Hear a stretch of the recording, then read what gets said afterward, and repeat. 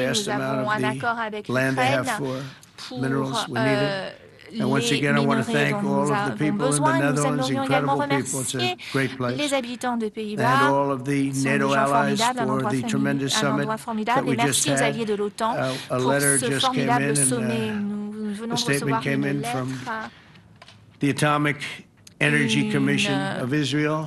annonce de l'Agence d'énergie atomique d'Israël.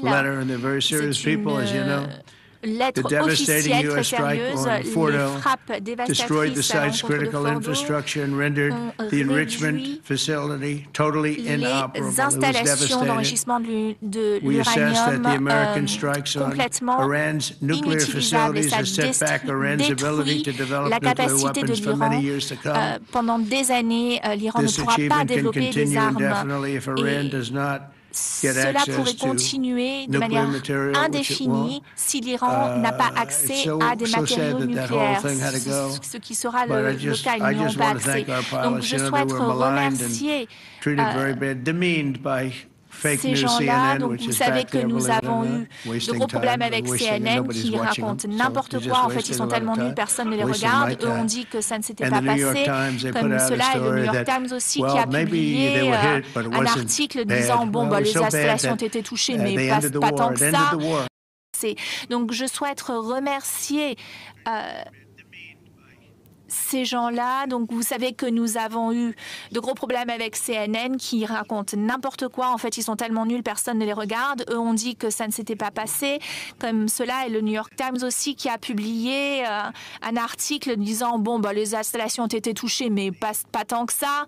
Bon, ben non, si quand même, parce qu'on a réussi à mettre fin à la guerre. Et quelqu'un a dit que c'était tellement dévastateur que si vous regardez Hiroshima ou Nagasaki, bah, ça aussi, on a mis fin à une guerre. Donc là, c'était la même chose. Hein. Et à Dubaï, ils disent que le ministère des Affaires étrangères de l'Iran dit que les installations nucléaires ont été fortement endommagées par les frappes américaines. Donc ce qui m'a gêné avec ces reportages faux. Donc le New York Times, ils sont tellement nuls. En fait, s'ils n'existaient pas, ils ne pourraient pas exister non plus. Et donc les fake news, CNN et tous ces organes de presse qui n'ont aucune crédibilité. Quand j'ai commencé, il y avait 94% de crédibilité pour ces organes de presse. Et maintenant, on est à 15% parce que là, vous voyez que je les ai exposés. J'en suis bien fière. Quand j'ai vu qu'ils ont remis en cause le calibre de l'attaque, c'était vraiment nul.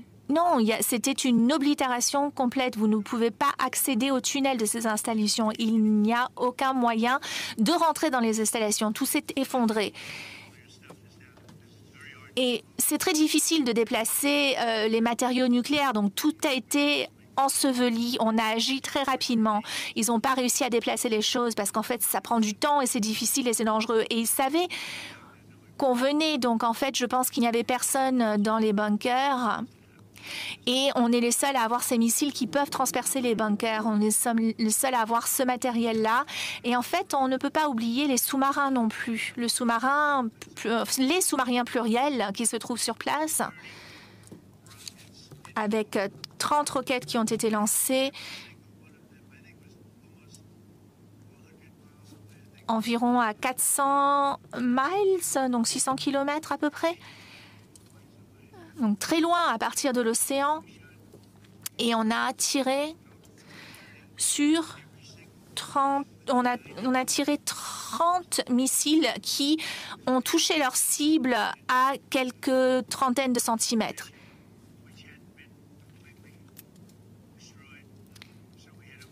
Il y a des installations qui n'ont pas été détruites du premier coup, donc on a refrappé à ce niveau-là. Donc c'est formidable. C'est les sous-marins meilleurs au monde. Il y a vraiment un retard de 20 années pour les autres pays par rapport à nous. Donc ça, c'était la commission de l'énergie atomique. Et maintenant, on reçoit des documents de différentes commissions de différents pays. On a publié récemment ce que la commission israélienne a dit, mais ce n'est pas la seule à dire que les installations ont été anéanties. Encore une fois, nous avons des patriotes, des gens courageux qui peuvent piloter ces avions de chasse, qui se rendent dans des territoires hostiles où il y a plus de missiles pointés vers eux que tout autre endroit, mais ils ont été très discrets et très précis. Et il faisait complètement noir, il n'y avait pas de clair de lune et les frappes ont été très précises. Les pilotes sont partis du Missouri, 36 heures de vol avec ces B2, ces avions B2 et les F-22, les F-35 et d'autres avions de chasse. On avait environ 52 Tigres. Ce sont les gros avions de réapprovisionnement en kérosène. Donc cette opération a été formidable.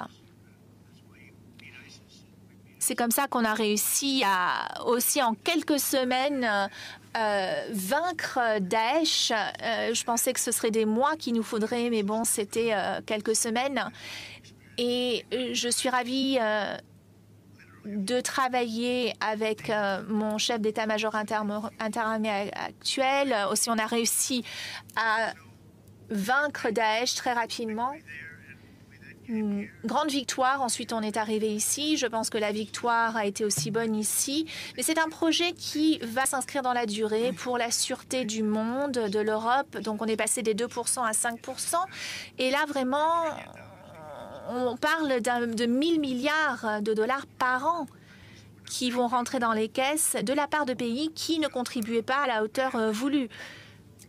Marco Rubio est avec moi, Pete Hegseth également, donc mon secrétaire d'État et mon secrétaire de la guerre, en fait. Est-ce qu'on peut l'appeler comme ça? On va l'appeler comme ça pendant 2 semaines parce que bon, c'est comme ça que ça s'appelait, secrétaire de la guerre au lieu de secrétaire de la défense. D'ailleurs, quand vous voyez l'ancien bâtiment à côté de la Maison-Blanche, ça s'appelait donc secrétariat, donc ministère de la guerre. Et puis bon, après, avec le politiquement correct, on est passé à la défense. Mais peut-être qu'il faudra changer les choses. Est-ce qu'il y a des questions, s'il vous plaît? That's a lot of questions.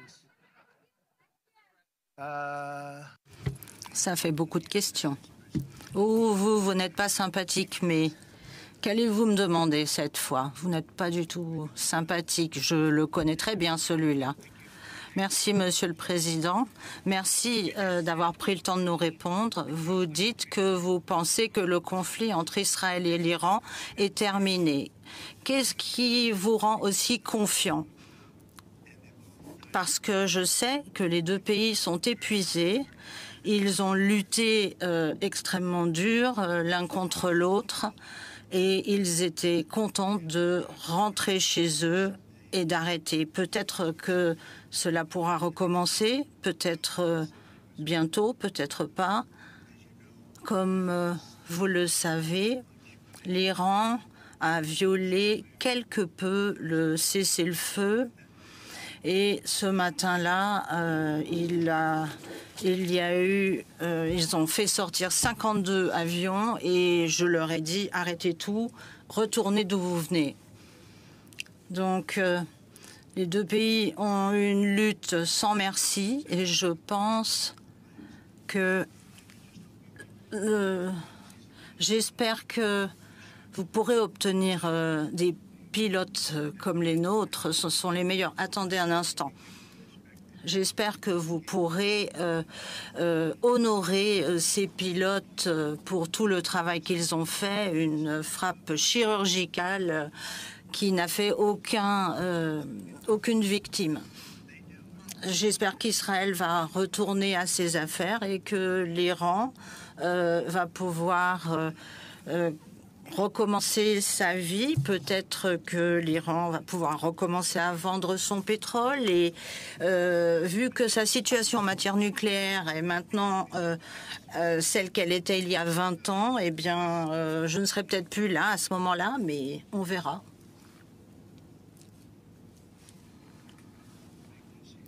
Ah, CNN, les diffuseurs de fausses informations. Vous devriez vraiment dire combien nos soldats sont extraordinaires. Oui, je les apprécie. J'ai deux questions pour vous, Monsieur le Président. Vous avez cité les Israéliens en disant qu'ils étaient les renseignements israéliens. Est-ce que vous reposez sur le renseignement israélien pour vos informations? Non. Pete pourra vous en parler, mais le document israélien dit qu'il pourrait y avoir, que les installations pourraient être extrêmement détériorées. On parle de cela pourrait être limité ou cela pourrait être très grave. Vous avez décidé de ne pas inclure ceci dans vos informations. Nous avons recueilli du renseignement supplémentaire depuis et on nous a dit, nous avons appris que le site était totalement annihilé. À vous. Allez-y. Avec la robe bleue. Merci, Monsieur le Président. Hier, vous avez dit que la Chine peut continuer d'acheter du pétrole à l'Iran. Est-ce que vous êtes en train d'abandonner votre campagne de pression maximum sur l'Iran? Une guerre vient de se terminer. L'Iran s'est bien battu. J'ai dit que je pouvais... L'Iran va avoir besoin d'argent pour remettre son pays sur pied. Donc, s'ils veulent vendre du pétrole, ils pourront vendre du pétrole. On disait à l'Irak, gardez votre pétrole. La Chine va avoir besoin d'acheter du pétrole. Elle pourra l'acheter à nous, à d'autres pays, mais il va falloir que l'Iran se remette sur pied. L'Iran a besoin d'argent. Allons-y. Je prends les meilleurs d'entre tous, Monsieur le Président. Le secrétaire général Rutte a décrit le président Poutine comme un adversaire, une menace et un ennemi. Est-ce que vous le considérez de la même façon? Et est-ce que le chef d'état-major des conjoints a dit que le président Poutine avait des ambitions territoriales qui allaient au-delà de l'Ukraine? Est-ce que vous êtes d'accord? Je sais que il aimerait bien se sortir du bourbier dans lequel il s'est mis. Donc, je lui dis qu'il pouvait m'aider avec la Russie, pas l'Iran. Nous nous sommes occupés de l'Iran, du Pakistan, de la Serbie, du Kosovo, le Congo, le Rwanda. Il y a des guerres qui se sont passées avec l'emploi de machettes, des guerres terribles. Personne n'a jamais rien fait comme nous l'avons fait. Je considère qu'il s'est égaré.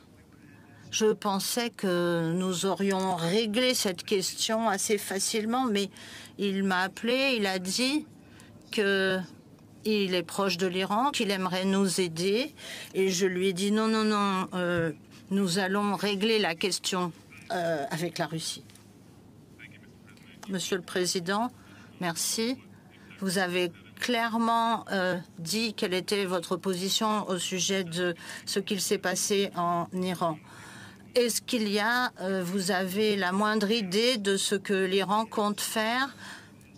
Non, je pense que l'Iran n'a pas pu déplacer ces matières. Nous avons été extrêmement rapides. Ce sont des matières très difficiles à déplacer. On dit que c'est de la poussière, mais en fait, ce sont des matériaux très difficiles à déplacer qui se trouvent à 30 sous-sols de profondeur. Donc, et en plus, ces matières sont couvertes de granit et d'acier. Est-ce que vous allez entamer des négociations avec l'Iran? Marco pourrait répondre, mais moi, non. Bon, ils se sont battus, la guerre est terminée.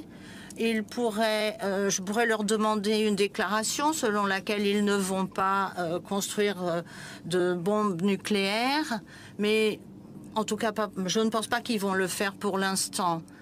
Mais j'ai demandé à Marco, avant que nous arrivions, est-ce que vous voulez que les Iraniens signent un petit accord? Parce que je pense qu'ils seraient prêts à le faire. Marco, vous voulez dire quelque chose là-dessus?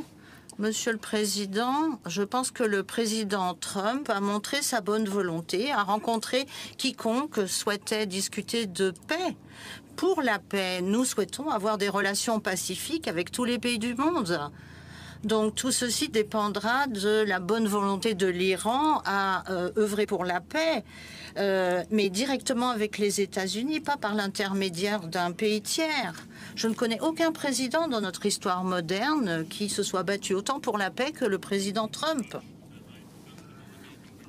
Alors, nous allons leur parler la semaine prochaine. Nous allons parler avec l'Iran la semaine prochaine. Nous signerons peut-être un accord. Je pense que c'est inutile. Il y a eu une guerre. Les deux pays se sont battus. Maintenant, ils sont rentrés chez eux. Nous leur demandons ce que nous leur avons toujours demandé. Nous ne voulons pas qu'ils aient d'armes nucléaires. Et nous avons détruit leur capacité nucléaire. Je l'ai dit, l'Iran n'aura pas de capacité nucléaire. Donc, je ne suis pas certain qu'un accord soit indispensable, mais nous allons les rencontrer la semaine prochaine. Allez-y, c'est à vous. Monsieur. La télévision des Pays-Bas, merci d'être venu dans notre pays. Nous voudrions savoir comment vous avez dormi hier. Très, très bien, merci, mais les questions plus sérieuses. Vous avez rencontré le président Zelensky. Avez-vous parlé de possibilité de cesser le feu entre l'Ukraine et la Russie? Non, on n'a pas parlé de ça. Nous avons une discussion très sympathique. Je sais que moi, je voudrais que ceci se termine. Nous avons eu une réunion très sympathique. Le président Zelensky souhaiterait que ceci prenne fin. Je vais en parler à Vladimir Poutine, mais tous ces gens sont extrêmement braves de lutter pour leur pays partout. Et près de 7000 jeunes soldats, tant russes qu'ukrainiens, sont morts dans ces combats. C'est fou. J'ai eu une bonne réunion avec Zelensky. J'ai eu beaucoup de discussions très bonnes avec beaucoup de gens. C'est un combat difficile, c'est dur. En robe blanche. Je suis d'un organe de presse finlandais. Vous avez eu un coup de fil avec notre président Toub. Comment est-ce que vous pouvez décrire cette relation? Ah ben, c'est un super golfeur, votre président. D'ailleurs, il a même été golfeur à l'université. Il est allé donc à l'université dans le sud et il a très bien golfé. Alors vous savez très bien fabriquer les brise-glaces et donc on a fait une offre. Je ne suis pas encore allée demander au Congrès, donc essayez de me destituer si vous le voulez, mais je lui ai proposé un tiers de ce qu'il demandait pour les brise-glaces, mais on a voulu négocier parce que j'aimerais en obtenir à faible coût. Il se peut bien qu'on achète également d'autres brise-glaces parce que, bon, vous savez très très bien les fabriquer. Donc nous sommes en cours de négociation pour 15 brise-glaces. Il y en a un qui est disponible à l'heure actuelle, qui est un petit peu âgé, pour ainsi dire. Il a 5-6 ans, mais bon, moi j'essaye de trouver l'accord idoine. C'est ce que je fais dans la vie. Oui, vous avez la parole. NewsHour Dutch TV. En ce qui concerne l'article 5, lorsque vous étiez en train de venir ici, vous avez dit que la définition de l'article 5 serait donnée ici. Donc, quelle est cette définition pour vous? Et qu'en serait-il si certains pays n'atteignaient pas le seuil sur lequel vous êtes regardé aujourd'hui? En ce qui concerne l'Iran, quel rapport de renseignement vous dit que tout a été anéanti? Ah ben, il y a énormément de rapports de renseignement qui arrivent, mais les plus importants, les plus respectés qu'on ait reçus sur donc une base confidentielle. Le ministère de la Défense voit des rapports confidentiels. Donc, je pense qu'au cours des journées qui viennent, vous allez pouvoir consulter davantage de documents. Mais oui, ça a été anéanti, complètement anéanti. Et il faut encore une fois remercier nos pilotes. En ce qui concerne l'article 5, quand je suis arrivée ici, je suis venue parce que c'était une obligation. Mais bon, je repars avec un autre état d'esprit. J'ai vu ces chefs d'État et de gouvernement avec l'amour et la dévotion qu'ils ont envers leur pays. Et j'ai rarement vu ce genre de choses. C'est des gens qui veulent protéger leur pays. Ils ont besoin des États-Unis pour ce faire. Et sans les États-Unis, ce ne sera pas la même chose. Donc, vous pouvez demander à Marc ou vous pouvez demander à n'importe qui d'autre qui est à La Réunion. C'était assez émouvant, en fait, parce que ce sont des gens qui aiment leur pays, qui ont fait preuve de beaucoup de respect à mon égard.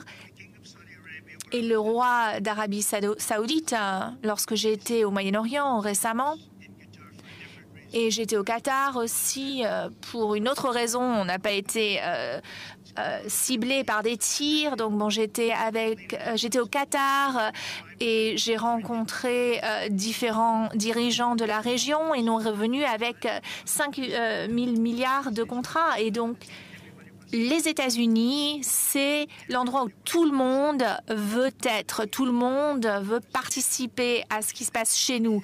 Il y a un an, on était morts. On avait un mort-vivant à la tête du pays. Et l'inflation, tout ça, et maintenant on me dit, mais en 5 mois, à l'époque, ça faisait 5 mois, eh bien, vous avez fait des États-Unis le pays le plus intéressant au monde. Et quand j'étais autour de cette table, avec différentes personnes très intéressantes que je connaissais déjà avant, quand j'ai vu cette passion, vous avez vu cette passion publiquement, mais on nous a dit aussi merci aux États-Unis, parce que l'OTAN ne pourrait pas fonctionner sans les États-Unis. Bon, ça risque de changer à l'avenir parce qu'il y aura davantage de contributions financières des autres alliés. Mais bon, là, vous voyez que je repars dans un autre état d'esprit. Je vois que ces gens aiment leur pays véritablement. Ce n'est pas une arnaque et on est là pour les aider à protéger leur propre pays. 1 ou 2 questions de plus et ce sera tout. Merci, Monsieur le Président. Je représente un organe de presse espagnole. C'est terrible ce que l'Espagne a fait.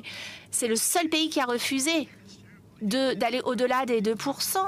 L'économie espagnole se porte très bien et cette économie pourrait ne pas aller aussi bien si quelque chose se produisait. Alors, vous êtes espagnol, c'est le seul pays qui ne veut pas payer. Enfin, je ne vois pas quel est le problème. C'est bien dommage. Donc, vous savez ce qu'on va faire? On va négocier avec l'Espagne et les droits de douane vont doubler. J'aime bien l'Espagne. Je connais pas mal d'Espagnols. C'est un super pays avec des gens sympas. Mais l'Espagne, c'est le seul pays de tous les alliés qui refusent de payer. Donc, ils veulent que tout soit gratuit. Eh bien, ne vous inquiétez pas, ça va retomber sur eux au niveau commercial. Oui, à l'arrière. Oui, le grand, là. Monsieur le Président, je représente la télé nationale d'Autriche. Vous avez dit que vous alliez mettre fin à la guerre contre l'Ukraine en 24 heures. Vous avez dit que c'était sur un ton sarcastique. Mais bon, ça fait 5 mois que vous êtes au pouvoir, 5 mois et 5 jours. Qu'est-ce qui vous empêche d'y mettre fin? Parce que c'est beaucoup plus difficile qu'on peut le concevoir. Vladimir Poutine est beaucoup plus difficile. J'ai aussi eu quelques problèmes avec Zelensky, comme vous le savez peut-être. Et c'est une guerre plus difficile que les autres. On vient de mettre fin à une guerre en 12 jours qui se préparait depuis des dizaines d'années. On est en train de travailler avec le Rwanda et la RDC. On a déjà signé des documents de base, mais je pense qu'ils vont venir à la Maison-Blanche vendredi. On a mis fin à ce qui se passait en Serbie, mais ce qui est encore plus important, ce qui s'est passé entre l'Inde et le Pakistan. Ce n'était pas une question de potentialité pour le nucléaire, comme c'est le cas avec ce qui se passe en Iran. Là, ce sont des pays qui disposent de l'arme nucléaire. Et on a réussi à communiquer sur des questions commerciales et je leur ai dit, bon, les choses n'allaient pas bien. La dernière attaque était assez grave et donc je leur ai dit, bon, bah alors, plus d'échanges commerciaux si vous continuez à vous taper dessus. Et un des généraux, le général pakistanais est venu me voir à la Maison-Blanche la semaine dernière et le Premier ministre Modi est un grand ami à moi. C'est quelqu'un de très classe et je leur ai fait voir la raison et ils ont choisi les échanges commerciaux plutôt que la guerre. Jeff, ça c'en est un autre. Monsieur le Président, pour revenir sur la question de l'Ukraine, est-ce que les États-Unis vont contribuer davantage à la défense ukrainienne pour contribuer donc à hauteur de ces 5 milliards promis par les Alliés? Et ensuite, avec votre réunion avec l'opposition néerlandaise, qu'en est-il et est-ce que vous êtes troublé par sa position anti-musulmane? Ça ne me trouble pas plus que ça. Donc bon, lui, il est dans l'opposition et j'ai demandé à le rencontrer. Et en fait, ça paraissait logique qu'on rencontre les deux côtés. Donc bon, moi, je ne savais pas que c'était comme ça que ça marchait, mais bon, je l'ai rencontré. Il a l'air assez sympa et il est dans le parti de l'opposition et c'est le parti au pouvoir qui m'a demandé d'aller le voir. Donc le Premier ministre m'a dit, ben, si vous me voyez moi, il faut voir l'opposition. Il faudrait qu'on essaie de faire ça. Non, en fait, non, ne faisons pas ça chez nous. Je pense qu'il a été... Très bien. Bon, pour ce qui est de l'argent, je ne sais pas, on verra. Vladimir Poutine doit vraiment mettre fin à cette guerre. Il y a des gens qui sont en train de mourir beaucoup plus qu'auparavant. À vous. Elle est toute contente. BBC News d'Ukraine. Ma question est la suivante. Est-ce que les États-Unis sont prêts à vendre des systèmes de missiles air-to-air à l'Ukraine? Vous habitez en Ukraine?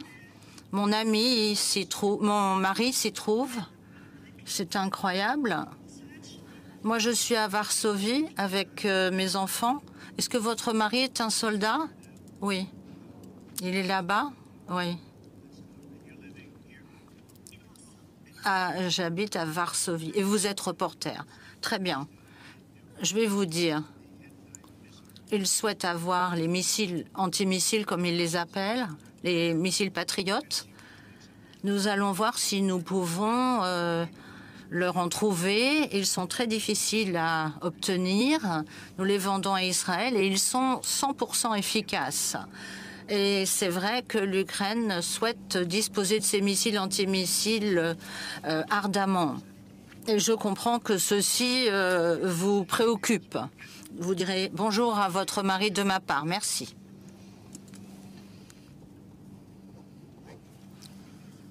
Merci, Monsieur le Président. Vous venez d'où? Bloomberg News. Très bien. Vous critiquiez le président de la Réserve fédérale. Je me demandais si vous avez commencé à pressentir d'autres candidats pour ce poste. Oui, 3-4 personnes. Je pense qu'il va partir bientôt parce qu'il est vraiment très mauvais. Nous n'avons pas d'inflation, notre économie est en plein essor. Des usines sont en train d'être construites dans le pays par des entreprises qui ne souhaitent pas payer les droits de douane. Il y a beaucoup d'argent et d'investissement. Il y a plus de 51 milliards de dollars qui sont investis. Donc, pendant 10 ans, à cause de lui, à cause du président de la Réserve fédérale, nous aurons à payer pendant des années. Je lui ai dit, mais écoute, il n'y a pas d'inflation, il y en aura peut-être un petit peu. S'il y en a, ce qu'il faut faire, c'est relever les taux dans 1 an, dans 2 ans. Mais comme les taux sont élevés, l'argent nous coûte plus cher. Donc 4%. Donc en fait, on peut baisser les taux de 1%, descendre à 3%, ou peut-être qu'on va payer 2 ou 3%. 3 points représentent 900 milliards de dollars par an. Donc c'est quelqu'un qui est vraiment mauvais dans ce qu'il fait. Il a un QI extrêmement bas pour ce qu'il fait. Donc, au lieu de payer 900 milliards de dollars, non, on ne veut pas payer ça. Tout ça parce qu'il ne veut pas faire fléchir les taux d'intérêt. Dans 1 an, dans 2 ans, dans 3 ans, on pourra relever les taux d'intérêt si on le veut. Mais je pense qu'il est très biaisé politiquement. Enfin, une ou deux questions de plus. Je viens de La Vanguardia, Espagne. Je voulais savoir. Ah, c'est le coin espagnol là-bas. J'aime l'Espagne. Je pense que c'est injuste qu'il ne paie pas. Allez-vous négocier directement avec l'Espagne? Oui, et je vais le faire moi-même. L'Espagne passera à la caisse. Vous devriez vous-même leur dire qu'ils doivent payer, qu'ils doivent rejoindre tous ces pays qui payent 5% de leur PIB. Les Espagnols étaient les plus hostiles à ma proposition. C'est totalement ridicule. C'est à vous. Allez. Encore un. Ah, ils sont tous là aujourd'hui. Monsieur le Président, vous disiez que vous attendiez des évaluations sur le terrain à Fordo et sur d'autres sites. Non, Kelly, nous avons annihilé ces sites. Lorsque vous recevrez les rapports des services de renseignement, non, nous parlons de quelque chose qui a eu lieu il y a 3 jours. Un rapport a été produit. Attendez. Ils n'ont pas vu. Tout ce qu'ils peuvent faire, c'est estimer. Si vous étudiez les photos, si vous voyez que tout est noir, tout se trouve en souterrain, on ne peut pas voir. Mais même là, avec des photos, on voit que des zones entières avec des diamètres énormes sont totalement noircies. On peut en parler pendant un instant, mais nous allons diffuser un rapport qui n'est pas passionnant à ce stade, parce qu'il n'y a plus rien. Nous avons tout annihilé. Il y a bien eu un rapport. Si vous regardez les dates, ce rapport remonte à quelques jours après. On a dit les dommages peuvent être très graves. Est-ce que vous avez un message pour la communauté du renseignement? Non, je n'ai pas de message, je dirais. Diffusez le rapport lorsque vous l'aurez fait. Ça pourrait être grave, ou peut-être cela ne l'est pas, pour que des gens comme vous disiez non, ce n'est pas, les dommages ne sont pas graves. Le message était probablement, attendez de savoir vraiment avant de dire quoi que ce soit.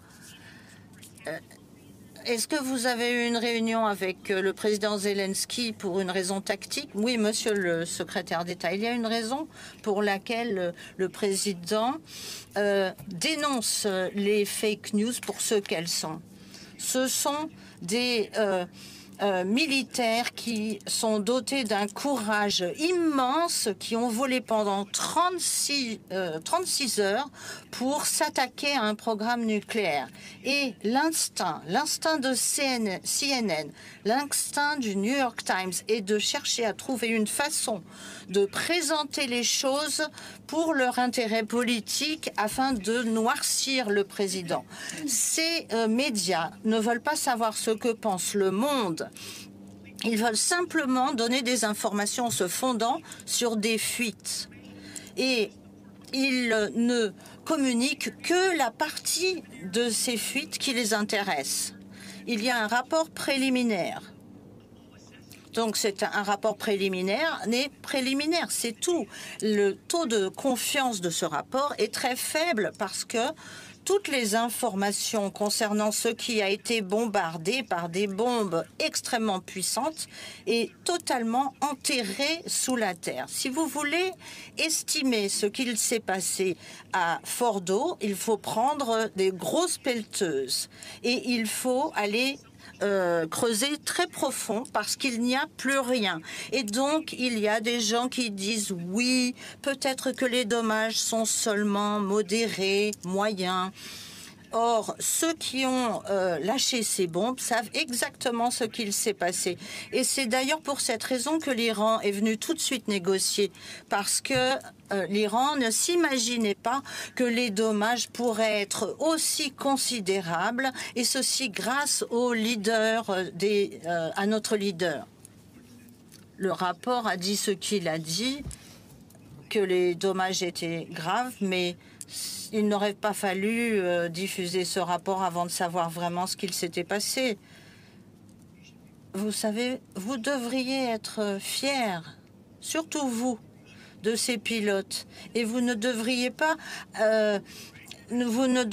les critiquer. Ils ont fait des choses extraordinaires et il était possible qu'ils perdent la vie. Vous et NBC, les fake news, et CNN, le New York Times, vous êtes tous vraiment des gens, vous êtes malades. Vous devriez les féliciter au lieu de leur chercher des défauts. Ce n'est pas moi que vous nuisez. Écoutez, on m'a appelé de Missouri. Et on m'a appelé pour me dire que les pilotes étaient vraiment tristes parce qu'ils cherchaient à sauver des vies. Ils ont mis leur vie en jeu parce que des gens ignobles des gens qui cherchent à être négatifs sur tout ce qu'il se passe, ces pilotes étaient des héros de notre pays, des gens qui ont été extrêmement tristes lorsqu'ils ont appris que des gens avaient été tués. Donc, ils se sont aperçus qu'ils croyaient qu'ils n'avaient pas touché leur cible. Et ils allaient très vite. C'est vraiment honteux. Vous devriez dire que ce sont des héros. Avec la veste blanche, allez-y. Sky News ici. Mark Rutte, le responsable de l'OTAN, avec qui vous êtes amis, il a dit que vous étiez comme son papa. Est-ce que, pour vous, les alliés de l'OTAN sont vos enfants? Je pense qu'ils m'aiment bien. Si c'est dans le cas contraire, je me vengerai. Mais je pensais qu'il l'avait dit de manière affectueuse. Mais est-ce que pour vous, les alliés de l'OTAN sont comme des enfants qui vous ont écouté, qui ont accepté de dépenser davantage? Et c'est quelque chose que vous avez apprécié. Mais est-ce que vous pensez qu'ils vont être en mesure de se défendre eux-mêmes, défendre l'Europe? Je pense qu'au début, il faudra les aider. Mais je pense que c'est une journée mémorable pour l'OTAN. On va s'en souvenir. Il y en a un qui disait, nous on essaye d'accroître le taux de contribution depuis 20, 30 ans, enfin depuis le début de l'OTAN, et c'est quelqu'un qui est là depuis un moment. Puis vous débarquez et d'un seul coup ça se passe. Donc c'est une journée mémorable pour diverses raisons. Mais pour cela, est-ce que vous pensez que l'Europe, les alliés pourront s'en sortir sans vous? Bon, c'est à Marc de répondre à cette question. Bon, on va rentrer. Je souhaite remercier mes deux collaborateurs, des gens formidables qui font un excellent travail. Suzy est à l'avant, elle aussi, elle fait du très bon travail. Monica aussi. Merci. Nous allons rentrer. On reviendra bientôt. Rendez-vous à Washington. Mais sachez, encore une fois, que les États-Unis, c'est le pays que tout le monde s'arrache. Merci à tout le monde. Au revoir.